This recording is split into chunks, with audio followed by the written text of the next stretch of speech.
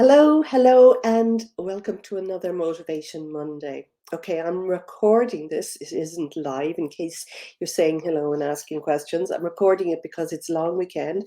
We have Patrick's Day in Ireland, in everywhere, all over the world, on the 17th. So I'm making this for the 18th.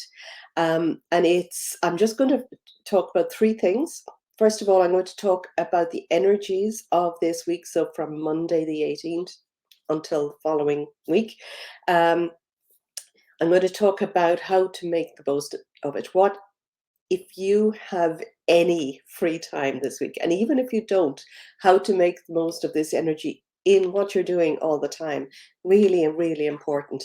And at the end, I'm going to pull some cards.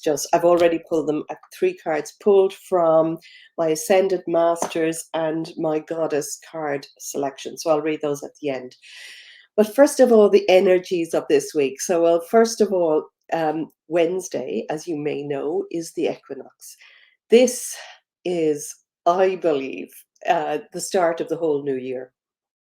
I often feel January is a very flat month, and I find it for me and a lot of the people that I work with that the first 3 months of this year, of any year, and especially if you're living in the northern hemisphere, it just feels like we should be hibernating. It feels like we should be reviewing and looking back, and that's because it's the end of the astrological zodiac. It's almost like Q4 instead of Q1. So I like to begin my Q1 when the moon or the sun moves into Aries. It's the first sign of the zodiac. It's happening on Wednesday. So for anybody living in the northern hemisphere, of course, it's the spring equinox. If you're in the southern hemisphere, it is the autumn equinox. And so really look at, what I would feel the most important thing is, what do you want to be? What do you want to do? What do you want to have? What do you see yourself as the next version of you this time next year? Do you want to be the same? Most people, I reckon everybody wants to change in some way. So, what do you want to change? And then do a little bit of journaling or thinking about what you can do to make the most of that. Now, first of all, I'll just go through a few things that are happening energy-wise. So today, if today is Monday, so on the 18th, the moon is in Cancer. The moon in Cancer brings up a lot of sense of, you might want to beautify the place or home. It's a sort of a home maker sign. I've got some notes here. It's very emotional. It's very good actually if you're dealing with other people, because you have a lot of empathy for those around you, for people at work. You may feel very emotional, but you may feel can that you need to be delicate with yourself, but also be delicate with other people, because you can sort of almost sense other people's emotions in this time. It's a really nurturing sign. It's nurturing and homemaking, so that you may just be aware of that. Now, in fact, that's what I have been doing over the weekend. I have been clearing out, clearing clutter, making the space beautiful, because I'm really getting ready. It's almost feeling like a nesting sensation. I'm getting ready for this whole new phase now, this whole new moon in Aries, or the sun in Aries. So on Wednesday and Thursday, possibly even, I think the moon is in Cancer up until Tuesday. So Wednesday and Thursday, it's going to move into Leo. This is brilliant. Actually, Leo, when the moon is in Leo, this is a brilliant time to be seen. It's a great time to make videos. It's a great time to kind of speak up and have fun and be out there. In my business, I love to make my videos. If I'm making small videos, this is a brilliant time to do it. And then on Friday, the moon will be moving into Virgo. And that is super to get things done, to get structure, to look at what do you want, what is working for you, what's not working, and really structuring it. It's a fabulous time to just belt ahead, get things done, and sort of, you know, plan. Brilliant for planning and seeing the bigger picture. Guard against being picky on that day, on Friday, and that will be Friday and Saturday and Sunday, in fact. And then in a week from today, so on Monday the 25th, we've got the full moon, the Libra full moon, and it's actually also an eclipse. So for this whole week, the energy in this whole week, the moon is at its waxing gibbous stage, which means it's getting bigger. We've just moved past the first quarter, and between now and the full moon, we have a week of really incredible energy. So if you can just even think of what it is that you're looking at, what it is that you want to make the most of, what is it that you're growing? What is it that you want to get done this week? What is it that you are manifesting this month? Did you set intentions a week ago? Do you know what you are working towards? Now, even if you didn't set intentions a week ago, intentions and wishes, I like to do that at the new moon phase because you're working with this 2 week, just over 2 weeks, in fact, pull where the energy is growing. Well, this week, the second of those 2 weeks, there's a huge amount of energy. Now, it will bring up with the waxing full moon, there's a brilliant potential for growth, but it can also bring up challenges. So just look at what's challenging you, but stay sort of neutral if there are challenges coming up, because challenges come up to show you what's not working so that you can tweak things. This is a brilliant time for tweaking and honing and adjusting. Do you still want what it is you set your intentions and your wishes for a week ago? Is that still in line with your desires, or is there something that needs changing? This is a great time to do that, to make sure that you really want what it is you're working towards. Because if you don't want it, you're not going to have the same excitement and energy to put in. Because remember, we're manifesting by our emotions. So if you're not excited or feeling, this is really, I'm excited that this is where I'm moving towards. If there's something niggling, you need to take action and look at it and change it and just tweak things. And then get really confident and certain, and make a big commitment this week. If you commit to this week, watching what it is that you're moving towards and really using the power of the energy of the full moon, moving towards that full moon, um, and to take commitment, to take an action step every single day towards it. And your action step may be just looking at, what it is that you want. Your action step might be reading your intentions. Your action step might be just dreaming about the end result feeling. And your action step will be also the intentions that you set. And if you're, as I said, if you don't feel aligned with the intentions that you've already set, well, then just tweak them slightly. So that's basically what we really need to be doing with the energy of this week. And to make the most of it, the other thing that I spoke about, making the most of where you're going. And certainly now, as we're about to move into a whole new astrological new year, the sun moving into Aries on Wednesday. I'm going to make a video on Wednesday, totally because the moon is also in Leo on Wednesday, which is a great day for just getting out there, being seen, being confident, sharing your message. But I want to talk more about this equinox and really the beginning. It's the beginning of a whole new phase. And the Aries energy will be very much about starting, implementing. It's like that get set, ready, go. So between now and Wednesday, if you could do one thing, get clear on what you want to look like, feel like, what sort of a life do you want to have in 1 year's time?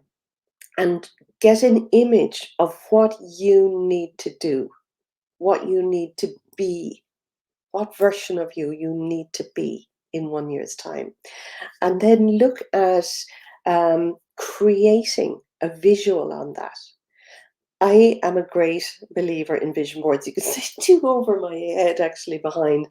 And I have these here now because I've manifested a lot on these and I want to change them and move them slightly before Wednesday because I want to create that before the moon moves into Aries. I want to have the best vision board. So have you made vision boards? Do you believe um, that they're powerful? Do you believe that they're important? Uh, I I believe they're really important because it gives you a sense, a reminder. It shows you what you're looking for on a vision board. It's really important to write the emotions, the feelings, what it is that you want to have. So if you have a clear view of what that future version of you is, what are the feelings and the emotions in order to go towards that? Um, so I've been doing some classes and talking individually to in one-to-one clients and working with people to on their vision for this coming year ahead. And I think and what's coming up a lot is what people are saying that they don't do. They don't, that they'll come up with the dream, they'll come up with the ideas, but then they start to second guess or they change their mind. And this is all, there's nothing set in stone. You can still create that, you can still tweak it as the year goes on, but it is really important to have a very good vision on what they are. So I'd love to know from you if you are somebody who, just make a comment in the comments. Are you somebody who works with vision boards? And if you do, what do you like about them? If you don't, why do you not? And if you've started in the past, what stops you? Where do you get stuck making them? Because there are so many different aspects to it. There's first of all coming up with the dream and the idea.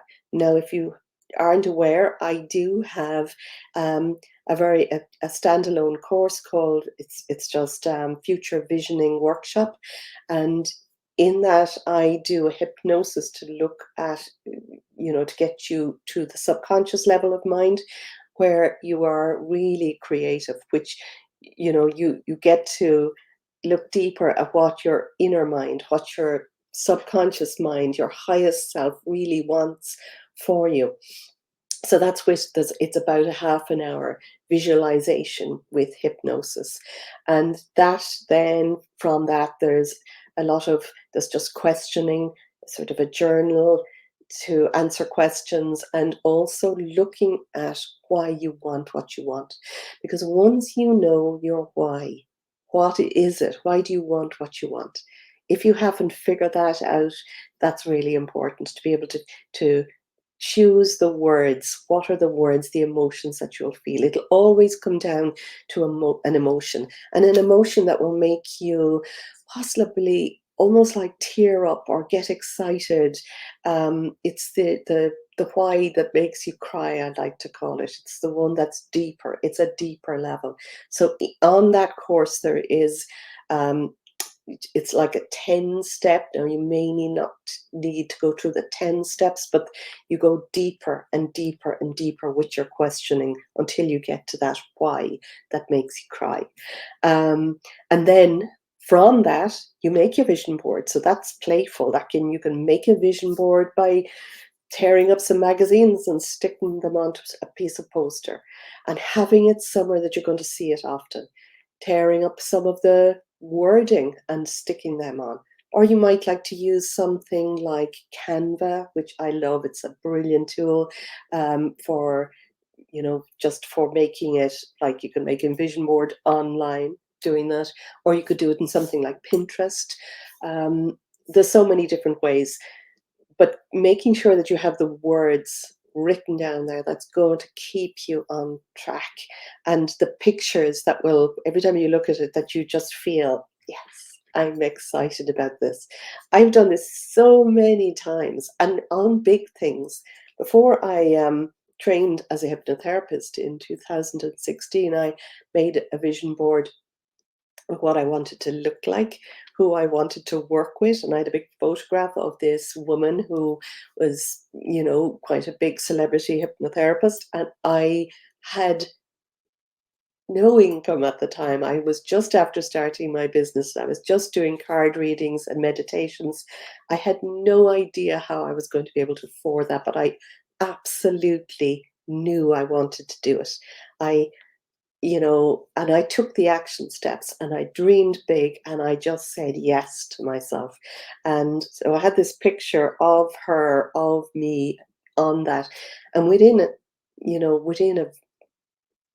about, I think it was about 6 weeks, I had made that decision. It had just landed in my lap. And, you know, I I found the way to be able to say yes to myself. I found the way to be able to afford that from being stuck in a mindset that I could never do something that big, to actually doing it. And, but there are so many other things when you really just take those steps and keep moving forward a little bit every day, following the steps and really feeling big about it, and then just dreaming and daydreaming about it. In that course, I also have, once you've made the vision board, there's an audio to listen to. So you've now got a visual, so you know what that looks like. And there's a visualization there where you imagine that you're seeing it and you're stepping into it and you're becoming that future version of you, because that is the, I suppose that's the big push towards it. You first of all have to become that version, and once you see it and you know it and you become it, you are it. So I'll be back on Wednesday talking a little bit more about this. But for now, I'm just going to read those cards. So the first card that came out, and this card hasn't jumped out for me for a while, even though it looks like it would because it's so battered. It's probably a really used card. Bridget. Very interesting that this came out actually, because I'm making this on St. Patrick's Day, and I wouldn't have the same affinity with Patrick as I do with Bridget. I feel Bridget really is the patron saint of Ireland. And Bridget was somebody who was, uh, she was a warrior. She stood up, she spoke up, but she was also a healer. She was earthy. She had a big, bright light inside her that she just, her energy was that of standing up for the underdog, for, she was healing. She worked with people and helped people out. But she was a real goddess in that she had this passion inside her. She was a little bit magical. But this is just a message from Bridget to say, stand up for what you believe in. And that might be to stand up, to speak up. And if you do need to speak up by opening your throat and leaving love in, speaking from your heart with love, so that when you do need to speak the truth, that you speak it with gentleness, with kindness, always speaking first from kindness, so that you're not, going to be picky or strong or domineering. So you can be much more powerful when you speak up from the heart. And this might also be to say yes to you, to do something that brings you joy. There's this burning light inside in her heart, and it's just reminding us to build up actually that vision, obviously, to be, what is it that you really want? What is it that totally excites you? If you knew you could be somebody different, the same person, but the next version of you in 1 year time. 1 year's time. What would that feel like? And actually, the second card is Divine Passion, Pele, Divine Passion. And this is just, reminding you to create something that brings you joy. We all have creativity inside in us. Some people, I've often heard people say, oh, there isn't a creative bone in my body. Not true. We're all creative in some way. We create something, and it might be, that you create beautiful food. It might be creating art. It might be creating something to write. It might be creating that you can make something, or you can um, create a family, create a home, create something. What is it that you most want to create? Because when you're really being playful and excited and passionate about that, you are living your dharma. That's a Sanskrit word for living from that highest place, your zone of genius. This is what we're meant to be. We're meant to be living and creating something that lights us up. When you are lit up, when you're lit up in your zone of creativity, that's when everything falls into place. When you're designing from your heart's true desire, what is it that you really truly want? So get so clear. I can't emphasize this enough. Get so clear about this before Wednesday the 20th for that equinox. And moving on from that, the sun is going to be in Aries for a whole month. We've got that month to really start that new beginning. But be so sure that you can do this. And then the last card is the spiritual law of attraction, which I like to talk about and I'm sure anybody who followed me will know, that I speak a lot about the 11 spiritual laws or the 11 universal laws, and there's more. You can break them down into smaller steps, but I like to work with these 11 laws. The law of attraction is actually just one of the laws, the law of thinking being the first law. What we think, we create, because our thoughts create the emotions. We can change our thoughts, but they create the emotions in our body. And if you create a thought that creates a really positive emotion, then you're going to take action from that emotion. And as you send out that higher vibrational emotion and take action on it, you are manifesting.